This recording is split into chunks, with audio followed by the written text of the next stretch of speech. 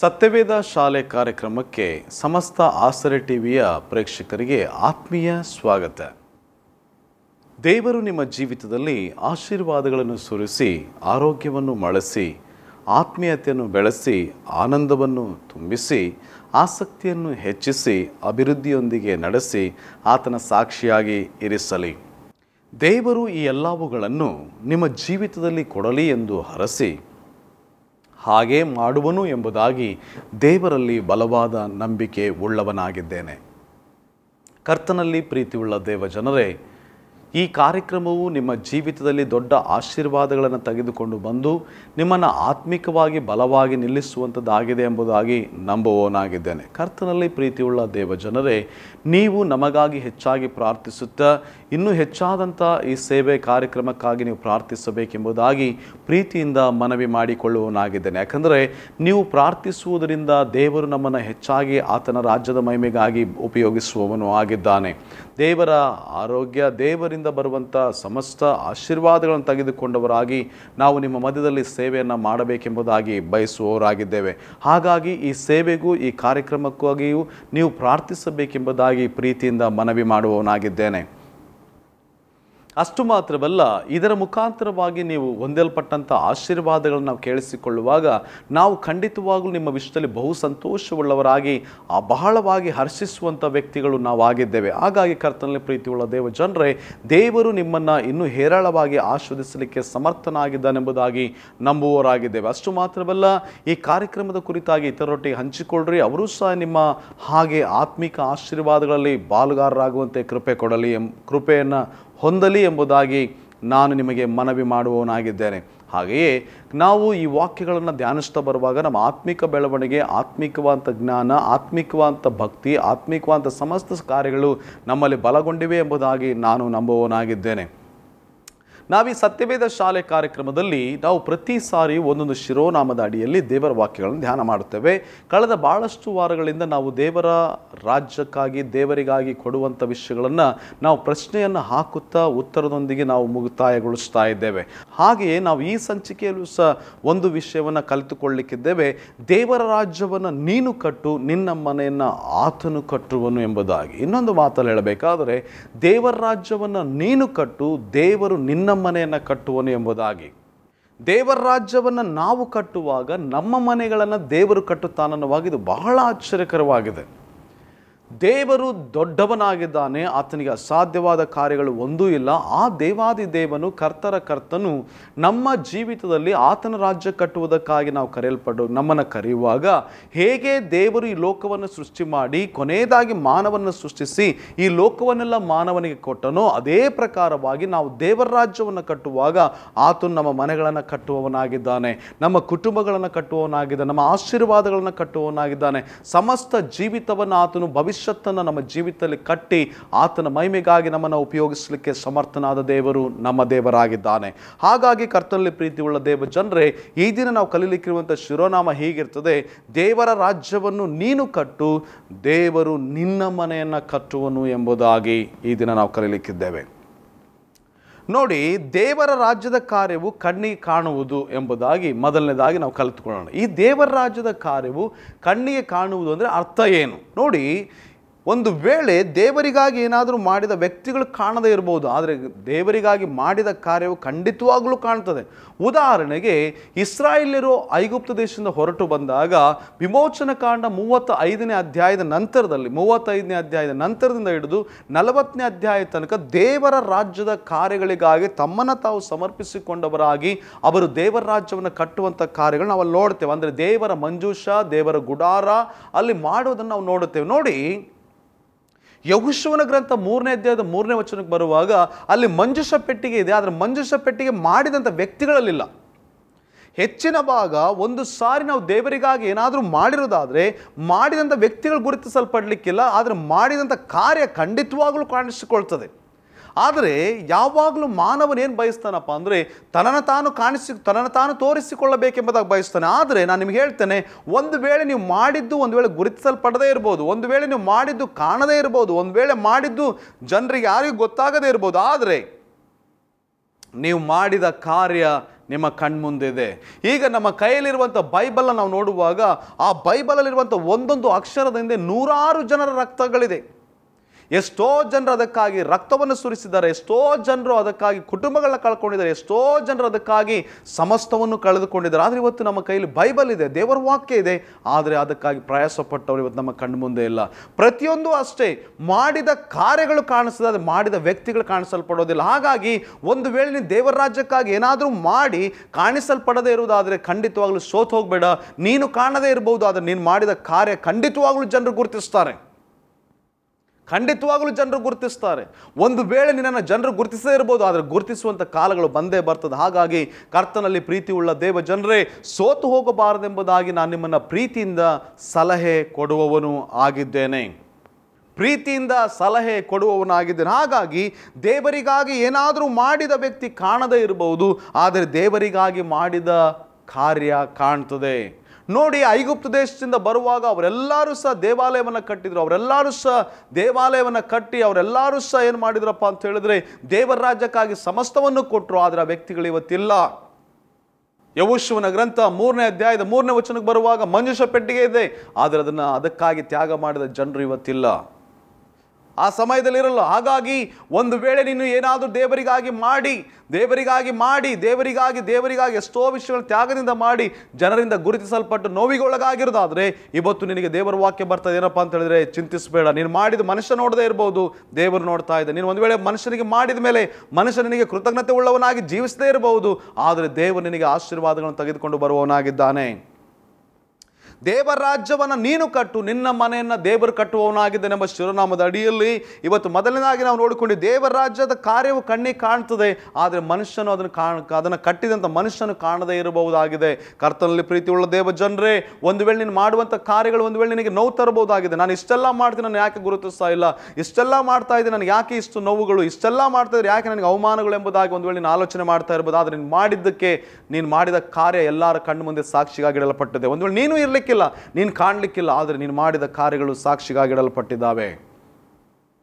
ದೇವರದನ್ನು ನೋಡಿದ್ದಾನೆ. ಹಾಗಾಗಿ ಕರ್ತನಲ್ಲಿ ಪ್ರೀತಿ ಉಳ್ಳ ದೇವ ಜನರೇ, ಚಿಂತಿಸದೆ ದೇವರಿಗಾಗಿ ಮಹಿಮೆಯಾಗಿ ಜೀವಿಸಿರೆಂಬುದಾಗಿ ನಿಮ್ಮನ್ನು ಪ್ರೋತ್ಸಾಹಿಸುವವನು ನಾನಾಗಿದ್ದೇನೆ. ಹಾಗಾಗಿ ಎರಡನೇ ಅಂಶ ನಾವು ನೋಡುವಾಗ, ದೇವರಿಗಾಗಿ ಮಾಡಿದ್ದೇ ಅವರಿಗೆ ಆಶೀರ್ವಾದ. ದೇವರಿಗಾಗಿ ನೀವೇನು ಮಾಡ್ತೀರೋ ಅದು ನಿಮಗೆ ಆಶೀರ್ವಾದವಾಗಿ ಬರ್ತದೆ. ಪ್ರಿಯ ದೇವ ಮಗುವೆ, ಇಸ್ರಾಯೇಲ್ಯರು ದೇವರ ರಾಜ್ಯವನ್ನು ಕಟ್ಟುವುದಕ್ಕಾಗಿ ದೇವರ ಗುಡಾರವನ್ನು ಮಾಡಿ ದೇವರ ಮಂಜೂಷವನ್ನು ಮಾಡಿದ ಮೇಲೆ ಅದು ಅವರಿಗೆ ಆಶೀರ್ವಾದವಾಗಿತ್ತು. ಯಾವ ಆಶೀರ್ವಾದವಾಗಿತ್ತು ನೋಡ್ರಿ, ದೇವರಿಗಾಗಿ ಮಾಡಿದ್ದು ಅವರ ಅಡ್ಡಿಯನ್ನು ನೀಗಿಸ್ತು ಎಂಬುದಾಗಿ ಯೆಹೋಶುವನ ಗ್ರಂಥ 3ನೇ ಅಧ್ಯಾಯದ 15ರಿಂದ 17 ತನಕ ನಾವು ಹೋಗುವಾಗ ಅಲ್ಲಿ ನಾವು ನೋಡ್ತೇವೆ, ಯೊರ್ದಾನ್ ನದಿ ವಿಭಾಗವಾಗುವಂಥದ್ದು.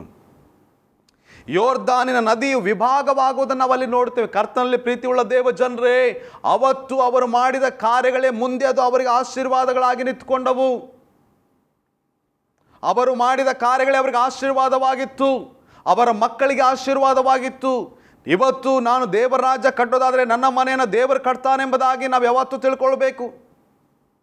ಇಸ್ರಾಯೇಲ್ಯರು ದೇವರ ರಾಜ್ಯಕ್ಕಾಗಿ ಅವರು ದೇವಾಲಯವನ್ನು ಗುಡಾರವನ್ನು ರೆಡಿ ಮಾಡಿ ಮಂಜೂಷವನ್ನು ರೆಡಿ ಮಾಡಿದರು, ಆದರೆ ಆ ವ್ಯಕ್ತಿಗಳು ಇರಲಿಲ್ಲ. ಆದರೆ ನಂತರದಲ್ಲಿ ನಾವು ನೋಡ್ತೇವೆ, ಅವರ ಮಕ್ಕಳಿಗೆ ಆ ಅಡ್ಡಿ ಬಂದಾಗ, ದೊಡ್ಡ ಅಡ್ಡಿ ಬಂದಂಥ ಆ ಯೋರ್ದಾನ್ ನದಿಯನ್ನು ಆ ಮಂಜೂಷ ಪೆಟ್ಟಿಗೆಯನ್ನು ಹೊತ್ಕೊಂಡು ಹೋಗಿ ಕಾಲುಗಳನ್ನು ಇಡುತ್ತಾನೆ, ಅದು ಎರಡು ಕಡೆ ವಿಭಾಗ ಆಗೋದನ್ನು ನಾವು ನೋಡ್ತೇವೆ. ಹಾಗಾದರೆ ನಿಜವಾಗ್ಲೂ ಅದನ್ನು ಎರಡು ರೀತಿಯಲ್ಲಿ ದೇವರು ಮಾಡಿರಲಿಕ್ಕೆ ಸಾಧ್ಯ ಇತ್ತು. ಹೇಗೆ ಕೆಂಪು ಸಮುದ್ರವನ್ನು ದೇವರು ವಿಭಾಗಿಸಿದ್ನೋ ಅದೇ ರೀತಿ ವಿಭಾಗಿಸಲಿಕ್ಕೆ ಸಾಧ್ಯ ಇತ್ತು. ಕೆಂಪು ಸಮುದ್ರವನ್ನೇ ವಿಭಾಗಿಸಿದ ದೇವರು ಯೋರ್ದಾನ್ ನದಿಯನ್ನು ವಿಭಾಗಿಸಲಿಕ್ಕೆ ದೇವರಿಗೆ ಸಾಧ್ಯ ಇಲ್ವಾ? ಖಂಡಿತವಾಗಲೂ ಸಾಧ್ಯ ಇದೆ. ಒಂದು ವೇಳೆ ಅಷ್ಟು ಜನರು ಲಕ್ಷಗಟ್ಟಲೆ ಜನರಿದ್ದಾಗ ಅವರೆಲ್ಲರಿಗೂ ನೀವು ಒಂದು ವೇಳೆ ಗೋಡೆಯನ್ನು ಹಾಕೊಂಡು ದಾಟಿ ಹೋಗ್ರಿ ಅಂತ ಹೇಳಿದ್ರೆ ಅವ್ರು ಹಾಕ್ಲಿಕ್ಕೆ ಆಗ್ತಿಲ್ವ? ಖಂಡಿತ ಸಾಧ್ಯ ಇತ್ತು. ಆದರೆ ಯಾಕೆ ದೇವರು ಮಂಜೂಷ ಪೆಟ್ಟಿಗೆಯನ್ನು ತಗೊಂಡೋಗಿ ಇಡುವುದ್ರ ಮುಖಾಂತರವಾಗಿ ಅವರ ಅಡ್ಡಿ ನೀಗಲ್ಪಡಬೇಕೆಂಬುದಾಗಿ ಬಯಸಿದರು? ಕಾರಣ ಅವರು ಮಾಡಿದ್ದು ಅವರ ಕುಟುಂಬಗಳಿಗೆ ಆಶೀರ್ವಾದವಾಗಿತ್ತು, ಅವರ ಮಕ್ಕಳಿಗೆ ಆಶೀರ್ವಾದವಾಗಿತ್ತು. ಅಷ್ಟು ಮಾತ್ರವಲ್ಲ, ಯೆಹೋಶುವನ ಗ್ರಂಥ 6ನೇ ಅಧ್ಯಾಯದ 12ರಿಂದ 20ನೇ ವಚನಕ್ಕೆ ನಾವು ಹೋಗುವಾಗ ಅಲ್ಲಿ ಅದೇ ಮಂಜೂಷ ಪೆಟ್ಟಿಗೆಯನ್ನು ತೆಗೆದುಕೊಂಡು ಯಾಜಕರು ಮತ್ತು ಲೇವಿಯರು ಆ ಯೆರಿಕೋ ಪಟ್ಟಣವನ್ನು ಸುತ್ತುವಾಗ 1ನೇ ದಿನ, 2ನೇ ದಿನ, 3ನೇ ದಿನ ಹೀಗೆ ಸುತ್ತಿ ಅವರೆಲ್ಲ ಸುತ್ತಿದ ಕಡೆ ದಿನಗಳು ಎಲ್ಲವನ್ನು ಸುತ್ತಿದ ನಂತರವಾಗಿ ಅಲ್ಲಿ ಮಹಾರ್ಭಟದಿಂದ ಅರ್ಭಟಿಸುವಾಗ ಅಲ್ಲಿ ನಾವು ನೋಡುತ್ತೇವೇನಪ್ಪ ಅಂದರೆ ಆ ಒಂದು ಎರಿಕೋ ಪಟ್ಟಣ, ಆ ಎರಿಕೋ ಗೋಡೆ ಬಿದ್ದು ಹೋಯಿತು ಅಂತ ನೋಡುತ್ತೇವೆ. ನೋಡ್ರಿ, ಈ ದಿನನಿತ್ಯ ಮಂಜುಷ ಪೆಟ್ಟಿಗೆ ಆ ಮಂಜುಷ ಪೆಟ್ಟಿಗೆ ದಿನನಿತ್ಯವು ಎರಿಕೋ ಪಟ್ಟಣ ಸುತ್ತಾ ಇತ್ತು ಅಂತ ನಾವು ನೋಡುತ್ತೇವೆ. ಎರಿಕೋ ಅನ್ನುವಾಗ ಅದು ಸಾಧಾರಣವಾದ ಪಟ್ಟಣ ಅಂತ ಅಂದ್ಕೊಳ್ತೀರಾ ಅಥವಾ ಸಾಧಾರಣವಾದ ಗೋಡೆ ಅಂತ ಅಂದ್ಕೊಳ್ತೀರಾ? ನೋಡ್ರಿ, ಕೆಲವು ತಜ್ಞರ ಪ್ರಕಾರವಾಗಿ, ಅದನ್ನು ಸಂಶೋಧನೆ ಮಾಡಿದಂಥ ಸಂಶೋಧನಾಗಾರರ ಪ್ರಕಾರವಾಗಿ, ಆ ಗೋಡೆಯ ಮೇಲೆ 2 ಲಾರಿಗಳು ಒಂದೇ ಸಮನಾಗಿ ಚಲಿಸ್ಬೋದಾಗಿತ್ತಂತೆ. ಅಂದರೆ ಎಷ್ಟು ದಪ್ಪ ಇತ್ತು ಊಹಿಸ್ಕೊಳ್ರಿ. ಅದನ್ನು ಮಾನವನ ಬೆಳೆಸಲಿಕ್ಕೆ ಸಾಧ್ಯ ಇತ್ತಾ? ಅದನ್ನು ಮಾನವನ ಬೆಳೆಸಲಿಕ್ಕೆ ಪ್ರಯತ್ನಿಸ್ಬೋದಾ? ಮಾನವನು ಬೆಳೆಸಲಿಕ್ಕೆ ಮಾನವನಿಂದ ಅದು ಸಾಧ್ಯ ಇತ್ತಾ? ನೋಡ್ರಿ, ಮಾನವನಿಗೆ ಅದು ಅಸಾಧ್ಯ. ನಾವು ನೋಡ್ತೇವೆ, ಸೂಳೆಯಾದಂಥ ರಾಹೇಬಳು ಗೋಡೆಯ ಮೇಲೆ ಮನೆಯನ್ನು ಕಟ್ಟಿಕೊಂಡಿದ್ಲು ಅಂತೇಳಿ. ಅಂದರೆ ಗೋಡೆಯ ಮೇಲೆ ಮನೆ ಇತ್ತು ಅನ್ನುವಾಗ ಆ ಗೋಡೆ ಎಷ್ಟು ದೊಡ್ಡದಿತ್ತು, ಸ್ವಲ್ಪ ದಪ್ಪ ಇತ್ತು, ಆಲೋಚನೆ ಮಾಡಿಕೊಳ್ಳ್ರಿ. ಆದರೆ ಅಷ್ಟು ದಪ್ಪನ, ಅಷ್ಟು ದೊಡ್ಡ ಅಡ್ಡಿ ಇಸ್ರಾಯೇಲ್ಯರಿಗೆ ಯೋರ್ದಾನ್ ಹೊಳೆ ದೊಡ್ಡದಾಗಿರಲಿಲ್ಲ, ಕೆಂಪು ಸಮುದ್ರ ದೊಡ್ಡದಾಗಿರಲಿಲ್ಲ, ಐಗುಪ್ತವೂ ದೊಡ್ಡದಾಗಿರಲಿಲ್ಲ. ಆದರೆ ಈ ಎರಿಕೋ ಗೋಡೆ ದೊಡ್ಡದಾಗಿತ್ತು. ಯಾಕಂದರೆ ಅದು ನಿಜವಾಗ್ಲೂ ಬಹಳ ಗಾತ್ರದಲ್ಲಿದ್ದದಾಗಿತ್ತು. ದೇವರು ಐಗುಪ್ತರನ್ನು ಚದರಿಸಿದನು, ದೇವರು ಕೆಂಪು ಸಮುದ್ರವನ್ನು ವಿಭಾಗಿಸಿದನು, ದೇವರು ಆ ಘೋರಾಂಧಕಾರವಾದ ಅರಣ್ಯದಲ್ಲಿ ಅವರನ್ನು ನಡೆಸಿದನು. ಆದರೆ ಮಂಜುಷ ಪೆಟ್ಟಿಗೆಯನ್ನು ಹೊತ್ತುಕೊಂಡು ಎರಿಕೋ ಪಟ್ಟಣ ಸುತ್ತಿರಿ ಎಂಬುದಾಗಿ ದೇವರು ಹೇಳಿದನು. ಎರಿಕೋ ಪಟ್ಟಣ ಸುತ್ತಿದಾಗ ಕೊನೆಯದಾಗಿ ನಾವು ನೋಡುತ್ತೇವೇನಪ್ಪ ಅಂದರೆ ಆ ಗೋಡೆಯು ತಾನಾಗೆ ಮನುಷ್ಯ ಕೈ ಇಲ್ಲದೆ, ಮನುಷ್ಯ ಸಹಾಯ ಇಲ್ಲದೆ, ಮನುಷ್ಯ ಆಯುಧಗಳಿಲ್ಲದೆ, ಮನುಷ್ಯ ಪ್ರಯತ್ನ ಇಲ್ಲದೆ, ಮನುಷ್ಯರ ಪ್ರಯಾಸ ಇಲ್ಲದೆ, ಮನುಷ್ಯರ ಬೆವರಿಲ್ಲದೆ, ಯಾವುದೇ ಹಾನಿ ಇಲ್ಲದೆ ಎಲ್ಲ ಬಿದ್ದು ಹೋಗಿದ್ದೆ ನಾವು ನೋಡುತ್ತೇವೆ. ಯಾವಾಗ ಈ ವ್ಯಕ್ತಿಗಳು ದೇವರ ರಾಜ್ಯಕ್ಕಾಗಿ ಇಸ್ರಾಯೇಲ್ಯರು ಮಾಡಿದ್ರು, ಅದು ಅವರ ಮಕ್ಕಳ ಜೀವನದಲ್ಲಿ ಆಶೀರ್ವಾದವಾಗಿ ಬರಲಿಕ್ಕೆ ಪ್ರಾರಂಭಿಸಿತು. ದೇವರ ರಾಜ್ಯವನ್ನು ನೀನು ಕಟ್ಟೋದಾದರೆ ನಿನ್ನ ರಾಜ್ಯವನ್ನು ದೇವರು ಕಟ್ತಾನೆ, ನಿನ್ನ ಮನೆಯನ್ನು ದೇವರು ಕಟ್ತಾನೆ. ನೀನು ಮಾಡುವಂಥದ್ದು ಕೊಂಚ, ದೇವರು ಮಾಡುವಂಥದ್ದು ದೊಡ್ಡದು. ನೀನು ಮಾಡುವಂಥದ್ದು ದೇವರಿಗೆ ಬಹಳ ಕೊಂಚ, ನಿನಗಾಗಿ ದೇವರು ಮಾಡುವಂಥದ್ದು ಬಹಳ ದೊಡ್ಡದಾಗಿದೆ. ಕರ್ತನಲ್ಲಿ ಪ್ರೀತಿ ಉಳ್ಳ ದೇವ ಜನರೇ, ಮೂರನೇದಾಗಿ ನೋಡುವಾಗ, ದೇವರಿಗಾಗಿ ಮಾಡುವುದನ್ನು ಮರೆತಂಥ ಜನರ ಜೀವಿತದಲ್ಲಿ ಆಶೀರ್ವಾದಗಳು ಇಲ್ಲದೆ ಹೋದವು ಎಂಬುದಾಗಿ ನಾವು ನೋಡುತ್ತೇವೆ. ಆ ನಂತರದಲ್ಲಿ ಯೆಹೋಶುವನ ಕಾಲದ ನಂತರದಲ್ಲಿ ನಾವು ನೋಡುತ್ತೇವೆ, ನ್ಯಾಯಾಧಿಪತಿಗಳಿಂದ ಸೌಲನವರೆಗೆ ಮಂಜೂಷ ಪೆಟ್ಟಿಗೆಯನ್ನು ಮರೆತು ಬಿಟ್ರು ಅವರು. ಮಂಜೂಷ ಪೆಟ್ಟಿಗೆ ಅದು ಎಲ್ಲಿದೆ, ಏನು ಮಾಡ್ತಾ ಇದೆ, ಹೇಗಿದೆ ಎಂಬುದಾಗಿ ಅವ್ರು ನೆನಪೇ ಬರಲಿಲ್ಲ. ನ್ಯಾಯಾಧಿಪತಿಗಳ ಕಾಲದಿಂದ ಹಿಡಿದು ಸೌಲನ ಇಸ್ರಾಯೇಲಿನ ಮೊದಲ ಅರಸನಾದಂಥ ಸೌಲನ ತನಕ ಅದನ್ನು ಕಂಪ್ಲೀಟಾಗಿ ಅವರು ಮರೆತು ಬಿಟ್ಟರು. ಇಸ್ರಾಯೇಲರಿಗೆ ಮಂಜೂಷ ಆಶೀರ್ವಾದವಾಗಿರಲಿಲ್ಲ ಎಂಬುದಾಗಿ 1 ಸಾಮುವೇಲನ ಗ್ರಂಥ 4ನೇ ಅಧ್ಯಾಯದ 1ರಿಂದ 10 ತನಕ ನೋಡ್ತೀವಿ. 1 ಸಾಮುವೇಲನ ಗ್ರಂಥ 4ನೇ ಅಧ್ಯಾಯದ 1ರಿಂದ 10 ತನಕ ನೋಡುವಾಗ ಆ ಮಂಜೂಷ ಪೆಟ್ಟಿಗೆ ಅವರಿಗೆ ಯಾವುದೇ ಸಹಾಯ ಮಾಡಲಿಲ್ಲ ಎಂಬುದನ್ನು ನಾವು ನೋಡುತ್ತೇವೆ. ಐಗುಪ್ತದಿಂದ ಬಂದಂಥ ಜನರು ಅದನ್ನು ಮಾಡಿ ದೇವರ ರಾಜ್ಯವನ್ನು ಕಟ್ಟಿದ್ರಿಂದ ಅವರ ಮಕ್ಕಳಿಗಾಗ ಅದನ್ನು ಮಾಡಿದಾಗ, ಈಗ ನ್ಯಾಯಾಧಿಪತಿಗಳ ಕಾಲದಿಂದ ಹಿಡಿದು ಸೌಲನ ಕಾಲದ ತನಕ ಅವರು ದೇವರ ಮಂಜೂಷ ಪೆಟ್ಟಿಗೆಯನ್ನು, ದೇವಾಲಯವನ್ನು, ದೇವರ ರಾಜ್ಯವನ್ನು ಅವರು ಮರೆತದ್ರಿಂದ ಅವರ ಆಶೀರ್ವಾದ ಕಳ್ಕೊಂಡ್ರು. ಹೇಗೆ ಆಶೀರ್ವಾದ ಕಳ್ಕೊಂಡ್ರು ನೋಡ್ರಿ, 1 ಸಾಮುವೇಲನ ಗ್ರಂಥ 4ನೇ ಅಧ್ಯಾಯದ 1ರಿಂದ 10 ತನಕ ನಾವು ಹೋಗುವಾಗ ಫಿಲಿಸ್ಟಿಯರ ಮೇಲೆ ಯುದ್ಧ ಮಾಡ್ಲಿಕ್ಕೆ ಹೋಗ್ತಾರೆ, ಸೋಲ್ತಾರೆ. ಫಿಲಿಸ್ಟಿಯರ ಮೇಲೆ ಯುದ್ಧ ಮಾಡ್ಲಿಕ್ಕೆ ಹೋದಾಗ ಸೋತರನ್ನ ತರುವಾಯ ಮಂಜೂಷ ಪೆಟ್ಟಿಗೆನ ತಕೊಂಡು ಹೋಗ್ತಾರೆ. ಮಂಜೂಷ ಪೆಟ್ಟಿಗೆನ ತಕೊಂಡು ಹೋದಾಗ ಅಲ್ಲಿ ಹೇಳ್ತಾ ಅವ್ರ ಅರ್ಭಟ ಎಷ್ಟರ ಮಟ್ಟಿಗೆ ಇತ್ತಪ್ಪ ಅಂದರೆ ಭೂಮಿಯೇ ಕಂಪಿಸ್ತು ಎಂಬುದಾಗಿ ಬೈಬಲ್ ವಾಕ್ಯ ಹೇಳ್ತದೆ. ಅದನ್ನು ಕೇಳಿದಂಥ ಅವರ ಮುಂದಿದ್ದಂಥ ಅಥವಾ ಇಸ್ರಾಯೇಲರಿಗೆ ಮುಂದಿದ್ದಂಥ ಶತ್ರುಗಳ ಪಾಳ್ಯವಾದಂಥ ಫಿಲಿಸ್ಟಿಯರು ಯಾಕೆ ಇಸ್ರಾಯೇಲ್ಯರ ಪಾಳ್ಯದಲ್ಲಿ ಇಂಥ ಅರ್ಭಟ ಎಂಬುದಾಗಿ ಕೇಳಿದಾಗ ಕರ್ತನಾದ ಯೆಹೋವನ ಮಂಜೂಷವು ಬರೋಣವಾಗಿದೆ. ಆಗ ಅವ್ರು ಹೇಳ್ತಾರೆ, ಅಯ್ಯೋ, ದೇವರು ನಮಗೆ ವಿರೋಧವಾಗಿ ಬಂದಲ್ಲಿರುವಾಗ ನಾವು ಬಲಗೊಳ್ಳಬೇಕು. ಫಿಲಿಸ್ಟಿಯರೇ, ನಿಮ್ಮನ್ನು ಬಲಗೊಳ್ಕೊಳ್ರಿ. ನಿಮಗೆ ದಾಸರಾಗಿರುವವರಿಗೆ ನೀವೇ ದಾಸರಾಗಿಬೇಕಾದೀತು ಎಂಬುದಾಗಿ ಅವರು ಬಲಗೊಳ್ತಾರೆ. ಆದರೆ ಯುದ್ಧ ಮಾಡಿದಾಗ ಮಂಜೂಷ ಪೆಟ್ಟಿಗೆ ಬಂದರೂ ಸಹ ಏನಾಗ್ತದಪ್ಪ ಅಂದರೆ ಅವರಿಗೆ ಯಾವುದೇ ರೀತಿಯ ಸಹಾಯ ಬರೋದಿಲ್ಲ. ಇಸ್ರಾಯೇಲರು ಕಂಪ್ಲೀಟಾಗಿ ಸೋತು ಹೋಗ್ತಾರೆ. ಆ ನಂತರ ಮಂಜೂಷ ಪೆಟ್ಟಿಗೆಯನ್ನು ಯಾರು ತಗೊಂಡು ಹೋಗ್ತಾರೆ? ಫಿಲಿಸ್ಟಿಯರ್ ತಗೊಂಡು ಹೋಗ್ತಾರೆ. ನೋಡ್ರಿ, ಈ ದೇವಜನರಿಗೆ ಸಹಾಯ ಮಾಡಲಾದ್ರೆ ಫಿಲಿಸ್ಟಿಯರಿಗೆ ಅದು ದೊಡ್ಡ ಬಾಧಕವಾಗಿ ಕಾಡ್ಬಿಡ್ತು. ಅವರ ಜೀವನ ದೊಡ್ಡ ರೋಗಗಳನ್ನ ತಂದು ಹಾಕಿ ಆ ದೊಡ್ಡ ಸಮಸ್ಯೆ ಮಾಡಿಬಿಡ್ತು. ನೋಡ್ರಿ, ದೇವರ ರಾಜ್ಯ ಇವರಿಗೆ ಯಾಕೆ ಸಹಾಯ ಮಾಡಲಿಲ್ಲ, ಅವರಿಗೆ ಯಾಕೆ ಹಿಂಸೆ ಕೊಟ್ಬಿಡ್ತು? ನೋಡುವಾಗ ಈ ಜನರು ದೇವರ ರಾಜ್ಯವನ್ನು ಮರೆತು ಬಿಟ್ಟಿದ್ರು ಇಸ್ರಾಯೇಲರು. ನ್ಯಾಯಾಧಿಪತಿಗಳ ಕಾಲದಿಂದ ಹಿಡಿದು ಸೌಲನ ಕಾಲದವರೆಗೂ ಅವರು ಅದನ್ನು ಮರೆತು ಬಿಟ್ಟಿದ್ರು. ಮರೆತದ್ರಿಂದಲೇ 1 ಸಮುವೇಲ 4ನೇ ಅಧ್ಯಾಯದ 1-10 ತನಕ ಹೋಗುವಾಗ ಇಸ್ರಾಯೇಲರಿಗೆ ದೇವರ ರಾಜ್ಯದ ಮಂಜೂಷವಾದಂಥ ಯಾವುದೇ ಆ ಮಂಜೂಷವು ಅವರ ಜೀವನದಲ್ಲಿ ಆಶೀರ್ವಾದ ತೆಗೆದುಕೊಂಡು ಬರಲಿಲ್ಲ ಎಂಬುದಾಗಿ ನಾವು ನೋಡಲಿಕ್ಕೆ ಸಾಧ್ಯ. ಅದು ಫಿಲಿಸ್ಟಿಯರಿಗೆ ಶಾಪವಾಗಿ ಮಾರ್ಪಡ್ತೆ ಎಂಬುದನ್ನು ನೋಡುತ್ತೇವೆ. ಇಸ್ರಾಯೇಲರಿಗೆ ಸಹಾಯ ಮಾಡದೇ ಇರುವಂಥದ್ದು ಯಾವಾಗ ಅದು ಹೋಗಿ ಫಿಲಿಸ್ಟಿಯರ ಕೈಯಲ್ಲಿ ಸಿಕ್ಕೊಳ್ದು ಫಿಲಿಸ್ಟಿಯರನ್ನು ಬಾಧಿಸಲಿಕ್ಕೆ ಪ್ರಾರಂಭಿಸ್ತದೆ. ಅಲ್ಲಿ ಮಾಡಿದ ಕೆಲಸ ಇಲ್ಲಿ ಯಾಕೆ ಮಾಡಲಿಲ್ಲ ಅಂದರೆ ಅವರು ಅದನ್ನು ಮರೆತು ಬಿಟ್ಟಿದ್ರು. ನಾವು ಯಾವಾಗ ದೇವರ ರಾಜ್ಯವನ್ನು ಕಟ್ಟುವುದನ್ನು ಮರೆತು ಹೋಗ್ತೀವೋ ನಮ್ಮ ಕುಟುಂಬಗಳನ್ನು ಕಟ್ಟುವಂಥ ಅನೇಕ ಸಂಗತಿಗಳು ಅದು ಮರೆತು ಹೋಗುವಂಥದ್ದಾಗಿದೆ. ಕರ್ತನಲ್ಲಿ ಪ್ರೀತಿ ಉಳ್ಳ ದೇವ ಜನರೇ, ಇವತ್ತು ನಾವು ಕಲಿತಾ ಇರುವಂಥ ವಿಷಯ ದೇವರ ರಾಜ್ಯವನ್ನು ನೀನು ಕಟ್ಟು, ನಿನ್ನ ಮನೆಯನ್ನು ಆತನು ಕಟ್ತಾನೆ. ಐಗುಪ್ತ ದೇಶದಿಂದ ಬಂದಂಥ ಇಸ್ರಾಯೇಲರು ಅವರು ದೇವರ ರಾಜ್ಯವನ್ನು ಕಟ್ಟಿದ್ರು, ಅವರ ಕುಟುಂಬವನ್ನು ದೇವರು ಕಟ್ಟಿದ್ದು. ಅವರ ಮಕ್ಕಳ ಜೀವನದಲ್ಲಿದ್ದಂಥ ದೊಡ್ಡ ಅಡ್ಡಿಗಳನ್ನು ಯೋರ್ಧಾನ್ ಮತ್ತು ಯೆರಿಕೋವನ್ನು ಒಡೆದು ಹಾಕಿ ಆ ದೇಶವನ್ನೇ ಅವರಿಗೆ ಸ್ವಾಧೀನ ಮಾಡಿಕೊಡ್ತು ಆಶೀರ್ವಾದ. ನ್ಯಾಯಾಧಿಪತಿಗಳಿಂದ ಸೌಲನವರೆಗೂ ಏನಾಯ್ತಪ್ಪ ಅಂದರೆ ದೇವಾಲಯದ ಸಂಪೂರ್ಣ ವಿಷಯಗಳು, ದೇವರ ರಾಜ್ಯದ ಕಾರ್ಯಗಳು, ಮಂಜೂಷ ಪೆಟ್ಟಿಗೆಯನ್ನು ಅವರು ಅಲಕ್ಷ್ಯ ಮಾಡಿದರು. ಅದು ಯಾವುದೇ ರೀತಿ ಅವರಿಗೆ ಸಹಾಯ ಮಾಡಲಿಲ್ಲ. ಆದರೆ ಫಿಲಿಸ್ಟಿಯರನ್ನು ಅದು ಬಾಧಿಸಿತು ಎಂಬುದಾಗಿ 1 ಸಮುವೇಲನ ಗ್ರಂಥ 5ನೇ ಅಧ್ಯಾಯ ಮತ್ತು 6ನೇ ಅಧ್ಯಾಯ ನಮಗೆ ಸಾಕ್ಷಿ ಕೊಡುವಂಥದ್ದಾಗಿದೆ.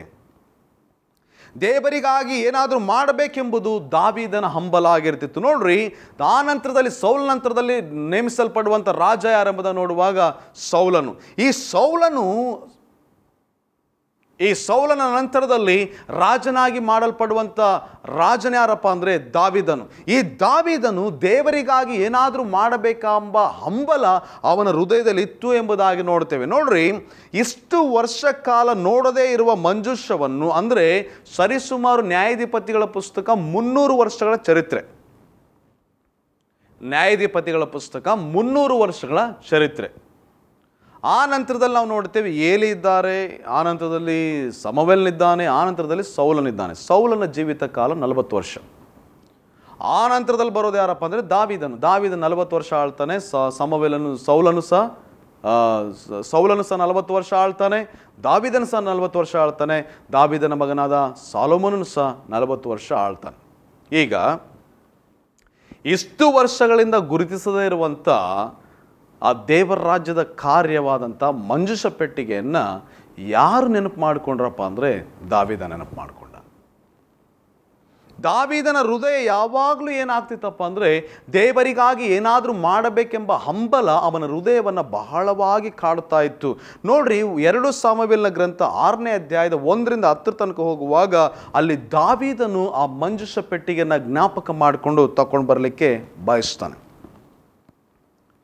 ಅಲ್ಲಿ ನಾವು ಬಯಸುವಾಗ ಅಲ್ಲಿ ಖಂಡಿತವಾಗಲೂ ಅದನ್ನು ತೆಗೆದುಕೊಂಡು ಬರುವಾಗ ಅಲ್ಲಿ ಖಂಡಿತವಾಗಲೂ ದೇವರ ಕೋಪ ಅಲ್ಲಿ ಉಂಟಾದದ್ರಿಂದ ಯಾರೋ ಒಬ್ಬರು ಎಡವಿದ್ದರಿಂದ ಒಬ್ಬನು ಕೈ ಚಾಚಿ ದೇವರ ಮಂಜೂಷವನ್ನು ಮುಟ್ಟಿದ್ರಿಂದ ದೇವರು ಹೊಡೆದದ್ರಿಂದ ಅವನು ಅಲ್ಲೇ ಸತ್ತು ಹೋಗ್ತಾನೆ. ಆದರೆ ದಾವೀದನಿಗೆ ಭಯ ಬಂದು ಅದನ್ನು ಮತ್ತೆ ಇನ್ನೊಂದು ಕಡೆಗೆ ಕಳಿಸಿದಾಗ ಅಲ್ಲಿ ನಾವು ನೋಡ್ತೇವೇನಪ್ಪ ಅಂತ ಹೇಳಿದ್ರೆ 2 ಸಮುವೇಲನ ಗ್ರಂಥ 6ನೇ ಅಧ್ಯಾಯದ 11ನೇ ವಚನದಲ್ಲಿ ನಾವು ನೋಡುವಾಗ ಒಬದೇದೋಮನ ಮನೆಯನ್ನು ಮಂಜೂಷದ ನಿಮಿತ್ತವಾಗಿ ದೇವರು ಆಶೀರ್ವದಿಸಿದರು ಎಂಬುದಾಗಿ ಅವನು ಮತ್ತೆ ಕೇಳ್ತಾನೆ. ದೇವರ ರಾಜ್ಯ ಆಶೀರ್ವಾದ ಎಂಬುದಾಗಿ ದಾವೀದನಿಗೆ ಸ್ಪಷ್ಟವಾಗಿ ಗೊತ್ತಿತ್ತು. ದಾವೀದ ಮತ್ತೇನು ಮಾಡ್ತಾನಪ್ಪ ಅಂದರೆ ಮಂಜೂಷವನ್ನು ತಗೊಂಡು ಬರಲಿಕ್ಕೆ ಹೋಗ್ತಾನೆ, ಮಂಜೂಷವನ್ನು ತಗೊಂಡು ಬರ್ತಾನೆ. 2 ಸಮುವೇಲನ ಗ್ರಂಥ 6ನೇ ಅಧ್ಯಾಯದ 12ನೇ ವಚನದಲ್ಲಿ ಮತ್ತೆ ಹೋಗಿ ತೆಗೆದುಕೊಂಡು ಬಂದಾಗ ನೋಡ್ರಿ, ದಾವೀದನು ದೇವರಿಗೆ ಆಲಯ ಕಟ್ಟಬೇಕಂತಿದ್ನು. 2 ಸಮುವೇಲನ ಗ್ರಂಥ 7ನೇ ಅಧ್ಯಾಯದ 2ನೇ ವಚನ. ಆದರೆ ದೇವರು ಹೇಳಿದರು, ನೀನು ನನ್ನ ಆಲಯ ಕಟ್ಟಬಾರ್ದು, ನಿನ್ನನ್ನು ಆಲಯ ಕಟ್ಟಬಾರ್ದು. ಯಾರು ಕಟ್ತಾರಪ್ಪ ಅಂತೇಳಿ ನಿನ್ನ ಮಗನ ಕಟ್ತಾನೆಂಬುದಾಗಿ 2 ಸಮುವೇಲ 7ನೇ ಅಧ್ಯಾಯದ 5-13 ತನಕ ನಾವು ನೋಡುತ್ತೇವೆ. ದಾವೀದನು ದೇವರ ಆಲಯವನ್ನು ಕಟ್ಟಬೇಕಂತಿದ್ದಾಗ, ದೇವರ ರಾಜ್ಯ ಕಟ್ಟಬೇಕಂತಿದ್ದಾಗ ದೇವರು ಹೇಳ್ತಾನೆ, ನೀನು ಕಟ್ಟಬೇಡ, ನಿನ್ನ ಮನೆ ನಾನು ಕಟ್ತೇನೆ. ದೇವರು ಹೇಳಿದ್ರು, ನಾನು ನಿನ್ನ ಮನೆಯನ್ನು ಕಟ್ತೀನಿ ಅಂತೇಳಿ. ಎಲ್ಲಿ? 2 ಸಮುವೇಲನ ಗ್ರಂಥ 7ನೇ ಅಧ್ಯಾಯದ 12 ಮತ್ತು 16ನೇ ವಚನ. ನಿನ್ನ ಮನೆಯನ್ನು ನಾನು ಕಟ್ತೇನೆ. ನೋಡ್ರಿ, ಅವನು ದೇವರ ರಾಜ್ಯವನ್ನು ಕಟ್ತೀನಿ ಅಂತ ಹೇಳಿದಕ್ಕೆ ದೇವರು ಎಂಥ ಮನೆಯನ್ನು ಕಟ್ತೀನಿ ಅಂತ ಹೇಳಿದ್ರು. ನೋಡ್ರಿ, ನಿನ್ನ ಮನೆಯನ್ನು ಶಾಶ್ವತವಾಗಿ ನಾನು ಕಟ್ತೇನೆ, ಅವನ ಮನೆಯನ್ನು ಶಾಶ್ವತವಾಗಿ ನಾನು ಇಡ್ತೇನೆ ಅಂತ ದೇವರು ಹೇಳಿದ್ರು. ನೋಡ್ರಿ, ಒಂದು ಸಾರಿ ನಾವು ದೇವರ ರಾಜ್ಯವನ್ನು ಕಟ್ಟುವಾಗ ನಮ್ಮ ಕುಟುಂಬಗಳನ್ನು ಶಾಶ್ವತವಾಗಿ ದೇವರು ಕಟ್ಟುವವನಾಗಿದ್ದಾನೆ. ಕರ್ತನಲ್ಲಿ ಪ್ರೀತಿ ಉಳ್ಳ ದೇವ ಜನರೇ, ದೇವರ ರಾಜ್ಯಕ್ಕಾಗಿ ನೀನು ಏನಾದರೂ ಮಾಡುವಾಗ ದೇವರು ನಿನ್ನ ಕುಟುಂಬಕ್ಕಾಗಿ ಮಾಡುವವನಾಗಿದ್ದಾನೆ. ದೇವರು ನಿನ್ನ ಕುಟುಂಬಗಳನ್ನು ಕಟ್ಟುವವನಾಗಿದ್ದಾನೆ. ದಾವೀದನು ದೇವರಿಗೆ ಆಲಯ ಕಟ್ಟಬೇಕೆಂಬುದಾಗಿದ್ನು, ದೇವರು ಅವನಿಗೆ ಮನೆಯನ್ನು ಕಟ್ಟಬೇಕೆಂಬುದಾಗಿ ಬಯಸಿದ್ನು. ಅವನ ಮನೆ ಎಂಥ ಮನೆಯನ್ನು ಕಟ್ಟೋದಕ್ಕೆ ದೇವರು ಇದು ಮಾಡಿದ್ರು, ತಲಾಂತರಕ್ಕೂ ನಿನ್ನ ಸಂತತಿಯು ನನ್ನ ಮುಂದೆ ಇರ್ತದೆ, ಆ ಸಿಂಹಾಸನವನ್ನು ಸ್ಥಾಪಿಸ್ತೇನೆ, ನಿನ್ನ ಮನೆ ನಾನು ಕಟ್ತೇನೆ, ನಿನ್ನ ಮನೆ ಇನ್ನೆಂದಿಗೂ ರಾಜ್ಯವಂಶವಾಗಿರ್ತದೆ. ನಿನ್ನ ಮನೆ ಬಿಟ್ಟು ಬೇರೆ ಯಾರಿಗೂ ರಾಜವಂಶ ಹೋಗೋದಿಲ್ಲ. ನೋಡ್ರಿ, ಸೌಲನ ನಂತರದಲ್ಲಿ ದಾವೀದನು ಅರಸನಾಗ್ತಾನೆ. ಸೌಲ ಒಬ್ಬ ಬೆನ್ಯಾಮೀನನು, ದಾವೀದನು ಒಬ್ಬ ಯಹೂದನು. ಆ ಯಹೂದರ ನಂತರದಲ್ಲಿ ನಾವು ನೋಡ್ತೀವಿ ಏನಪ್ಪಾ ಅಂತ ಹೇಳಿದ್ರೆ, ಸಾಲೊಮೋನನ ಕಾಲದ ನಂತರದಲ್ಲಿ ಯಾರೊಬ್ಬೊಬ್ಬನ ಮುಖಾಂತರವಾಗಿ ಇಸ್ರಾಯೇಲ್ ದೇಶ 2 ಭಾಗಗಳ ವಿಭಾಗ ಆಗ್ತದೆ. ಆದರೆ ಇಸ್ರಾಯೇಲ್ ದೇಶದಲ್ಲಿ ಬೇರೆ ರಾಜ್ಯ ಆಳುವಾಗ ಅವರ ರಾಜ್ಯಗಳು ಕಂಪ್ಲೀಟಾಗಿ ಹಾಳಾಗೋಯ್ತು, ಅವ್ರು ನಾಶವಾಗಿ ಹೋದರು, ಎಲ್ಲ ರಾಜ್ಯರು ನಾಶವಾಗಿ ಹೋದರು. ಆದರೆ ಯಹೂದ ಮಾತ್ರ ನಾಶವಾಗಲಿಲ್ಲ. ಎಷ್ಟರ ಮಟ್ಟಿಗೆ ದೇವರು ಅದನ್ನು ಕಟ್ಟಿದಂದರೆ ಆ ಕುಟುಂಬದಲ್ಲಿ ದೇವರೇ ಹುಟ್ಟಿ ಬಂದು ಆ ಮನೆಯನ್ನು ಇನ್ನೂ ಶಾಶ್ವತವಾಗಿ ಆತನು ಭದ್ರಪಡಿಸಿದನು. ಕರ್ತನಲ್ಲಿ ಪ್ರೀತಿ ಉಳ್ಳ ದೇವ ಜನರೇ, ನೀವು ದೇವರಿಗಾಗಿ ಏನಾದರೂ ಮಾಡುವಾಗ, ನೀವು ದೇವರಿಗಾಗಿ ದೇವರ ರಾಜ್ಯವನ್ನು ಕಟ್ಟಬೇಕೆಂಬ ಅಭಿಲಾಷೆಯುಳ್ಳವರಾಗಿರುವಾಗ ದೇವರು ನಿಮ್ಮ ಮನೆಗಳನ್ನು ಕಟ್ಟುತ್ತಾನೆ. ನೀನು ದೇವರ ರಾಜ್ಯ ಕಟ್ಟುವುದಕ್ಕೆ ಪ್ರಯಾಸ ಪಡುವುದಾದರೆ ದೇವರು ನಿನ್ನ ಮನೆಯನ್ನು ಕಟ್ಟುವವನಾಗಿರ್ತಾನೆ. ನಿನ್ನ ಮನೆಯನ್ನು ಆತ ನೋಡ್ಕೊಳ್ತಾನೆ. ಯಾಕೆ ನೀನು ಆತನ ಕಾರ್ಯಗಳಲ್ಲಿ ಮುಂದಾಗಿರೋದ್ರಿಂದ ನಿನ್ನ ಮನೆಯನ್ನು ಆತ ನೋಡ್ಕೊಳ್ತಾನೆ. ಇವತ್ತು ಲೋಕದಲ್ಲಿರುವಂಥ ಎಷ್ಟೋ ಸೇವಕರ ಬಳಿಯಲ್ಲಿ ಹೋಗಿ ಕೇಳ್ರಿ, ನೀವಿವತ್ತು ಈಗ ಜೀವಿಸ್ತಾ ಇದ್ದಿಲ್ಲ, ನಿಮ್ಮ ರಹಸ್ಯ ಏನೆಂಬುದಾಗಿ. ಭಾಳ ಸಿಂಪಲಾಗಿ ಹೇಳ್ತಾರೆ. ಪ್ರತಿಯೊಬ್ಬರು ಹೇಳುವಂಥ ಮಾತೇನಪ್ಪ ಅಂದರೆ, ನಾವು ದೇವರಿಗಾಗಿ ಜೀವಿಸ್ತೇವೆ, ದೇವರು ನಮ್ಮ ಕುಟುಂಬಗಳನ್ನ ನೋಡ್ಕೊಳ್ತಾನೆ ಎಂಬುದಾಗಿ. ದೇವರು ನಮ್ಮ ಕುಟುಂಬಗಳು ನೋಡ್ಕೊಳ್ತಾನೆ ಎಂಬುದಾಗಿ ಪ್ರತಿ ಸೇವಕನ ಮಾತಿದಾಗಿರ್ತದೆ. ಕರ್ತನಲ್ಲಿ ಪ್ರೀತಿಯುಳ್ಳ ದೇವ ಜನರೇ, ಪ್ರತಿ ಸೇವಕನು, ದೇವರಿಗಾಗಿ ಜೀವಿಸುವಂಥ ಸೇವಕನು, ಅವನು ದೇವರ ರಾಜ್ಯ ಕಟ್ಟುವುದಕ್ಕಾಗಿ ಹೋಗ್ತಿರುವಾಗ ಅವನ ಕುಟುಂಬಕ್ಕಾಗಿ ಏನು ಮಾಡಿಟ್ಕೊಳ್ಳಿಕ್ಕೆ ಅವನ ಹತ್ರ ಇರೋದಿಲ್ಲ. ಆದರೂ ಸಹ ದೇವರು ಅವನ ಕುಟುಂಬವನ್ನು ಕಾಯ್ತಾರೆ, ಅವನ ಕುಟುಂಬವನ್ನು ನಡೆಸ್ತಾರೆ. ದೇವರ ಸೇವಕರ ಕುಟುಂಬದಲ್ಲಿ ಯಾವುದೇ ರಕ್ಷಣೆ ಇರೋದಿಲ್ಲ. ಎಲ್ಲಿಂದ ಅಪಾಯಗಳು ಬರ್ತದೆ, ಎಲ್ಲಿಂದ ಸಮಸ್ಯೆ ಬರ್ತದೆ, ಸಭೆಯಿಂದ ಬರ್ತದೋ, ಹೊರಗಿನಿಂದ ಬರ್ತದೋ, ಎಲ್ಲಿಂದ ಬರ್ತದೋ ಗೊತ್ತಾಗಲ್ಲ, ಕುಟುಂಬದಲ್ಲಿ ಉಂಟಾಗ್ತದೋ ಗೊತ್ತಾಗಲ್ಲ. ಆದರೆ ದೇವರವ್ರನ್ನ ಕಾಪಾಡ್ತಾರೆ.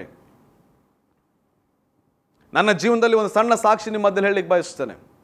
ಕರ್ತನ ಕೃಪೆಯಿಂದ 18-19 ವರ್ಷಗಳ ಕಾಲ ಸೇವೆಯಲ್ಲಿ ಕಾಲ ಕಳೆದೆ.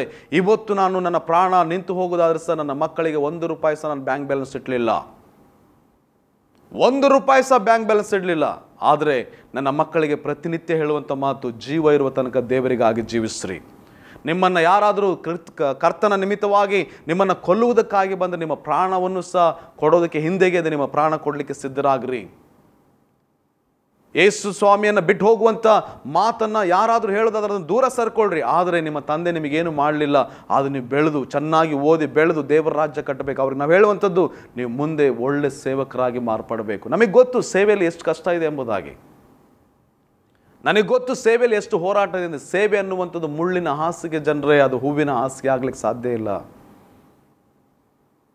ಮನೆಯಲ್ಲಿ ಸಮಸ್ಯೆಗಳು, ಹೊರಗಿನಲ್ಲಿ ಸಮಸ್ಯೆಗಳು, ಸಭೆಯಲ್ಲಿ ಸಮಸ್ಯೆಗಳು, ಎಲ್ಲಿ ಏನು ಬರ್ತದೆ ಎಂಬುದಾಗಿ ಗೊತ್ತಿಲ್ಲ. ಎಷ್ಟೋ ಸೇವಕರು ಎಷ್ಟೋ ರಾತ್ರಿಗಳು ನಿದ್ರೆ ಮಾಡದೆ ಅವರು ಕಾಲ ಕಳೀತಾರೆ. ದೇವರ ರಾಜ್ಯ ಕಟ್ಟು ಅಂದರೆ ಸಾಧಾರಣವಾದ ವಿಷಯ ಅಲ್ಲ. ಆದರೆ ದೇವರವ್ರನ್ನ ಕಾಪಾಡ್ತಾರೆ, ದೇವರವ್ರನ್ನ ಕಾಪಾಡ್ತಾರೆ. ಇನ್ನೂ ಸಭಾಪಾಲಕರ ಮುಖದಲ್ಲಿ ನಗು ಇದೆ ಅಂದರೆ ಅದಕ್ಕೆ ಕಾರಣ ಏನಪ್ಪ ಅಂದರೆ ದೇವರ ಕೃಪೆ, ದೇವರ ಕೃಪೆ ಅಷ್ಟೇ. ಒಂದು ವೇಳೆ ದೇವರ ಕೃಪೆ ಅವ್ರ ಮೇಲೆ ಇಲ್ಲದೆ ಹೋದರೆ ಅವರ ಮುಖದಲ್ಲಿ ನಗೆ ಕಾಣಲಿಕ್ಕೆ ಸಾಧ್ಯ ಇಲ್ಲ. ಎಷ್ಟೋ ಸೇವಕರು ನಾವು ಇವತ್ತು ನೋಡ್ತೀವಿ, ಸಮೃದ್ಧಿಯಾಗಿ ಜೀವಿಸುವಂಥ ಸೇವಕರು. ಆದರೆ ಎಷ್ಟೋ ಸೇವಕರು ನಾವು ನೋಡ್ತೀವಿ ಇವತ್ತು ಭಾಳ ಕಷ್ಟಪಡುವಂಥ ಸೇವಕರು. ಆದರೆ ಅವರ ಕುಟುಂಬಗಳು ಕಟ್ಟಲ್ಪಡ್ತಾ ಇದೆ. ಕಾರಣ ಏನು? ದೇವರ ರಾಜ್ಯವನ್ನು ಒಬ್ಬನು ಕಟ್ಟುವುದಾದರೆ ಅವನ ಕುಟುಂಬವನ್ನು ದೇವರು ಕಟ್ತಾನೆ. ನೀನು ದೇವರ ರಾಜ್ಯ ಕಟ್ಟುವುದಾದರೆ ನಿನ್ನ ಕುಟುಂಬವನ್ನು ದೇವರು ಕಟ್ತಾನೆ. ಹಾಗಾಗಿ ಇವತ್ತು ವಾಕ್ಯ ಕೇಳಿಸ್ಕೊಳ್ಳುವಂಥ ನನ್ನ ಸಹೋದರ ಸಹೋದರಿಯೇ, ಇವತ್ತು ನೀನು ದೇವರ ರಾಜ್ಯ ಕಟ್ಟಲಿಕ್ಕೆ ನೀನು ಮುಂದೆ ಬರೋದಾದರೆ ನಿನ್ನ ಮನೆಯನ್ನು ದೇವರು ಕಟ್ತಾನೆ. ನಿನ್ನ ಮನೆ ಕುರಿತು ಚಿಂತಿಸೋದಲ್ಲ, ಆತನ ಕುರಿತು ಚಿಂತಿಸು. ನಿನ್ನ ಮನೆ ಕುರಿತು ಚಿಂತಿಸೋದಲ್ಲ, ಆತನ ರಾಜ್ಯದ ಕುರಿತು ಚಿಂತಿಸು. ದೇವ ನಿನ್ನ ಜೀವನದ ಸಮೃದ್ಧಿಯಾದಂಥ ಆಶೀರ್ವಾದಗಳು ತಂದು ಹಾಕಲಿಕ್ಕೆ ಸಮರ್ಥನಾಗಿದ್ದಾನೆ. ದಾವೀದನು ದೇವರ ರಾಜ್ಯ ಕಟ್ಟಬೇಕೆಂಬ ಅಂದುಕೊಂಡನು. ದೇವರು ಹೇಳಿದ, ನಾನು ನಿನ್ನ ಮನೆ ಕಟ್ತೀನಿ ಎಂಬುದಾಗಿ. ನಾನು ನಿನ್ನ ಮನೆಯನ್ನು ಕಟ್ತೇನೆ. ಅದು ಎಂಥದಪ್ಪ ಅಂದರೆ ಶಾಶ್ವತವಾಗಿ ನಿಲ್ಲುವಂಥ ಮನೆಯನ್ನು ಕಟ್ತೇನೆ. ನಾವು ಒಂದು ವೇಳೆ ನಮ್ಮ ಕುಟುಂಬಕ್ಕಾಗಿ ಕೂಡಿಸಿಡೋದಾದ್ರೆ ಏನು ಮಾಡ್ಬೋದು? ನಮ್ಮ ಕುಟುಂಬ ಕಟ್ಟೋದಾದ್ರೆ ಎಂಥ ಮನೆ ಕಟ್ಬೋದು? ಅದು ಎಷ್ಟು ವರ್ಷ ಬದುಕ್ಬೋದು, ಎಷ್ಟು ವರ್ಷ ಇರ್ಬೋದು? ಸ್ವಲ್ಪ ವರ್ಷಗಳು, 100 ವರ್ಷ, 200 ವರ್ಷ. ದೇವರು ಒಂದು ವೇಳೆ ನಿನ್ನ ಮನೆ ಕಟ್ಟೋದಾದರೆ ಶಾಶ್ವತವಾಗಿ ಕಟ್ಟಲಿಕ್ಕೆ ದೇವರು ಸಮರ್ಥನಾಗಿದ್ದಾನೆ. ಹಾಗಾಗಿ ಈ ವಾಕ್ಯಗಳು ನಿಮ್ಮ ಜೀವನದಲ್ಲಿ ಪ್ರವಾಹದ ಹಾಗೆ ಹರಿದು ಬಂದು ನಿಮ್ಮ ಜೀವಿತವನ್ನು ಆತ್ಮೀಕವಾಗಿ ಅಭಿವೃದ್ಧಿಪಡಿಸಿ ಆತ್ಮೀಕವಾದಂಥ ಮನವರಿಕೆಯನ್ನು ನಿಮಗೆ ಉಂಟು ಮಾಡಿ ದೇವರು ತಾನೇ ಈ ವಾಕ್ಯಗಳ ಮುಖಾಂತರ ನಿಮ್ಮನ್ನು ಆಶೀರ್ವದಿಸಲೆಂಬುದಾಗಿ ಹೇಳಿ ದೇವರಲ್ಲಿ ನಾವು ಪ್ರಾರ್ಥಿಸುತ್ತಾ ನಾವೆಲ್ಲರ ಕಣ್ಣುಗಳನ್ನು ಮುಚ್ಚಿ ಪ್ರಾರ್ಥನೆ ಮಾಡಿಕೊಳ್ಳೋಣ್ರಿ. ಪ್ರೀತಿಯುಳ್ಳ ಪರಲೋಕದ ತಂದೆಯಾದ ದೇವರೇ, ನಿನ್ನ ಅಪಾರವಾದ ಕೃಪೆ, ದಯೆ, ಕರುಣೆಗಾಗಿ ಸ್ತೋತ್ರ. ಅದ್ಭುತನೇ, ಅತಿಶಯನೇ, ಮಹತ್ ಕಾರ್ಯಗಳನ್ನು ಮಾಡುವ ದೇವಾದಿ ದೇವನೇ, ಸರ್ವಶಕ್ತನಾದ ದೇವರೇ, ನಿನಗೆ ಕೋಟಿ ಕೋಟಿ ಸ್ತೋತ್ರಗಳಪ್ಪ. ನಿನ್ನ ಮಕ್ಕಳಾದ ನಮ್ಮೆಲ್ಲರನ್ನೂ ಆಶೀರ್ವದಿಸು ದೇವರೇ. ನಿನ್ನ ರಾಜ್ಯವನ್ನು ನಾವು ಕಟ್ಟುವಾಗ ನಮ್ಮ ಮನೆಗಳನ್ನು ನೀನು ಕಟ್ತಿ ಎಂಬುದಾಗಿ ನಿನ್ನ ವಾಕ್ಯ ಹೇಳಲ್ಪಟ್ಟಿದೆ ದೇವರೇ.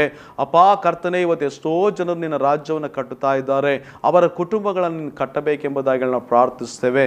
ಅವರ ಜೀವನದಲ್ಲಿರುವಂಥ ಎಲ್ಲ ಸಮಸ್ಯೆಗಳನ್ನ ಒಡೆದು ಹಾಕಬೇಕೆಂಬುದಾಗಿ ಪ್ರಾರ್ಥಿಸ್ತೇವೆ. ಅವರ ಜೀವನದಲ್ಲಿರುವಂಥ ಕರ್ತನ ಎಲ್ಲ ಅಡ್ಡಿಗಳನ್ನ ಒಡೆದು ಹಾಕಬೇಕೆಂಬುದಾಗಿ ನಾವು ಪ್ರಾರ್ಥಿಸ್ತೇವೆ. ಅವರನ್ನು ಸಮೃದ್ಧಿಯಾಗಿ ನಿಲ್ಲಿಸಿ ನಿನ್ನ ರಾಜ್ಯ ಕಟ್ಟುವುದಕ್ಕಾಗಿ ಬಲವಾಗಿ ನೆಲೆಗೊಳ್ಳುವಂತೆ ಅವರಿಗೆ ಸಹಾಯ ಮಾಡಬೇಕೆಂಬುದಾಗಿ ಹೇಳಿ ಎಲ್ಲವನ್ನೂ ನಿನ್ನ ಪಾದದಲ್ಲಿ ಅರ್ಪಿಸಿಕೊಡುತ್ತಾ ಯೇಸು ಕರ್ತನ ಹೆಸರಿನಲ್ಲಿ ಬೇಡಿಕೊಳ್ಳುತ್ತೇವೆ ಪರಲೋಕದ ತಂದೆ. ಆಮೇನ್, ಆಮೇನ್, ಆಮೇನ್. ದೇವರು ನಿಮ್ಮನ್ನು ಆಶೀರ್ವದಿಸಲಿ. God bless you.